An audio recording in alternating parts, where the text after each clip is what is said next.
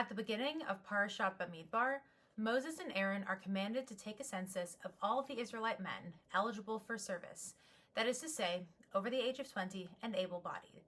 The only men who are not counted are the Levites, as they are not eligible for military service because they are designated as temple workers. First, let's talk about who they left out. Women, children, the disabled, the unstable. That's not to say they didn't exist or weren't important, but they were not eligible for being part of the military might of the Israelite community. In the book of Numbers, which we start with this very parasha, 38 years come and go. At the end of the book of Numbers, in chapter 26, we get a second census. It is important to note that the people being counted in this census are not the same as in the beginning of the book. Many of them have become old or died.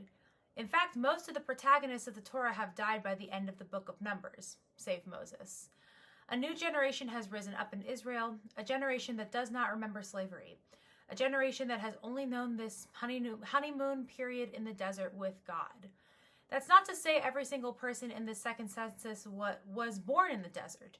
Those younger than 20 at the time of this first census were able to enter the land. These young people were not held accountable for the mistakes of their elders, be it the spy of Israel, the golden calf, or any other shenanigan that took place in the desert.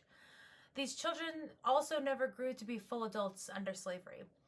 Once you've been a slave as a mature adult, it's hard to free your mind from that mentality. And so it was important for that new generation to come of age before the Israelites entered the land. But what about the previous generation? What about our elders? They were important too. We still speak of their experiences on our Passover seders. We acknowledge that we were once slaves and now we are free. There's a lot to learn from the generations that are beginning to die off.